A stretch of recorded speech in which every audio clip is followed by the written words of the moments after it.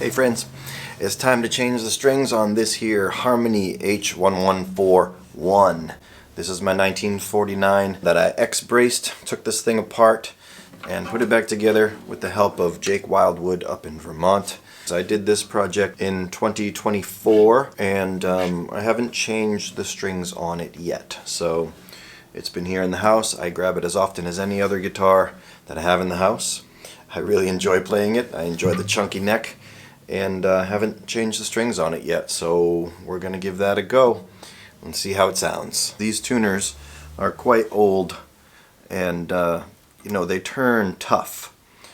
They hold a tune really well, but they turn really tough. I know that, so we'll see how they turn when I get all these strings straightened out here.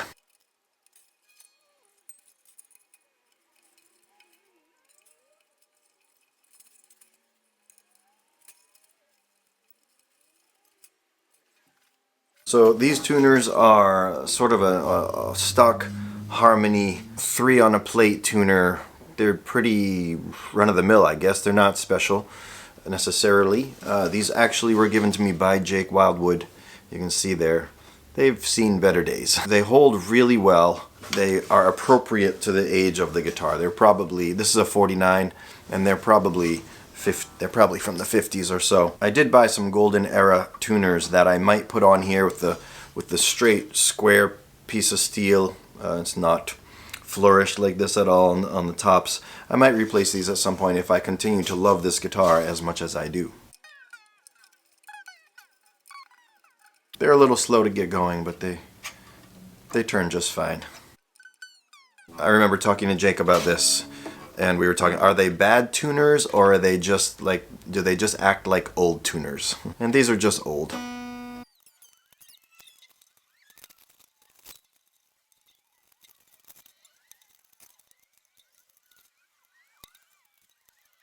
The posts on these tuners are very short, which I forgot that when we put them on, they're actually sort of rebuilt in a way because two of these are mismatched. They're actually from a different set that I put in. They must have been bent or something, and he had a few extra pieces, and I replaced the first and the fourth string posts. But they're really short, so and there's no bushings on these, so the holes are almost level with the headstock here. This fourth one actually is taller, so they're all a bit mismatched. They've held perfectly. I've never noticed it since I put it on. And evidently, in the past, someone really had fun with this as well. So that there's no bushings on the bottom to protect the string from grinding away at the wood.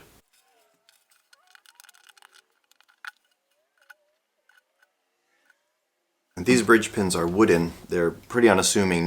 Nothing ornate about them. It's just brown wood. I like it a lot, and it suits the guitar really well. And again, I like to keep my pins, if they're in the first, this one's from the first string, I'm going to put it back in the first string. So I keep them in order over here, and I will put them back in order.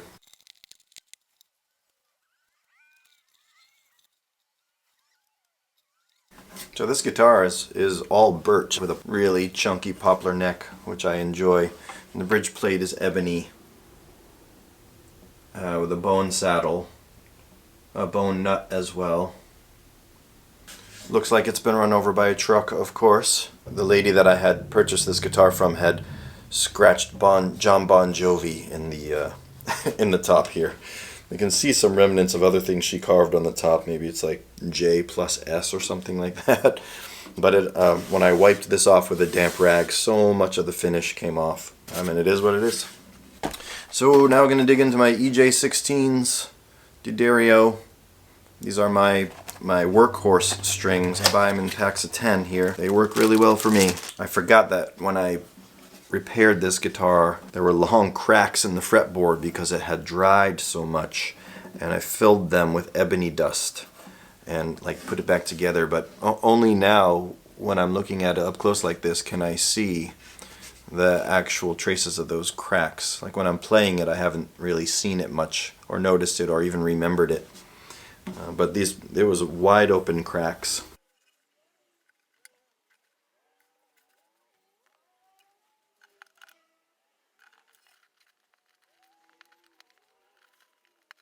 And I remember when I was drilling these holes, remembering now because of the resistance I'm getting, I barely drilled them enough for the ends of the strings to go through.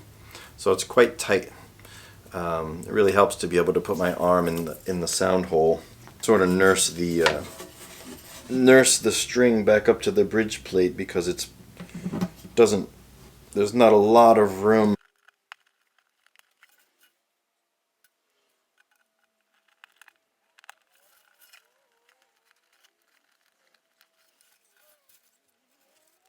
Alright, I like to align the holes on my tuners north to south here along with the neck. So I'll bring that string right up the center of the guitar and then backwards into the post.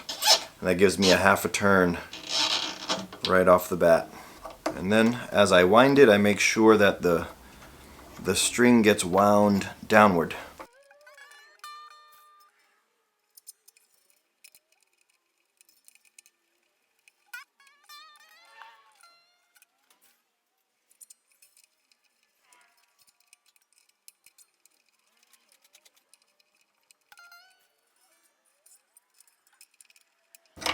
I don't know what it is about the beat up guitar that I really like, but there's a resurrected aspect of this guitar that I really like.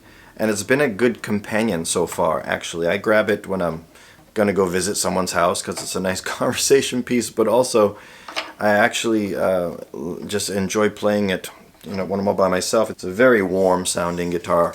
It feels very warm in your arms, as opposed to kind of the dry, focused sound of like an OM or a small parlor guitar that has a very, very sharp, focused sound. This has more of a closer to a dreadnought. It does not. I don't think this thing sounds like a dreadnought at all. There's a quality to a dreadnought guitar that I don't.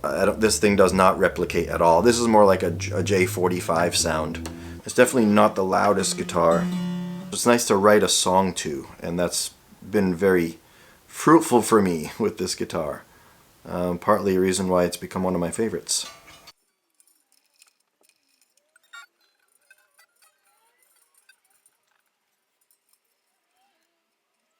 So now I'll take some extra time and coil up these strings, which is something I do on all my guitars. I don't clip them. I know a lot of folks don't like that, but I never clip my strings.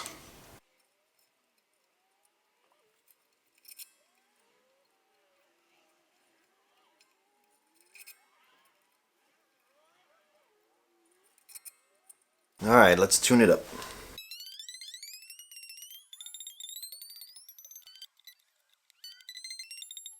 Alright, we're tuned up. Half step down. EJ16s, 12 to 53. Let's see how it sounds.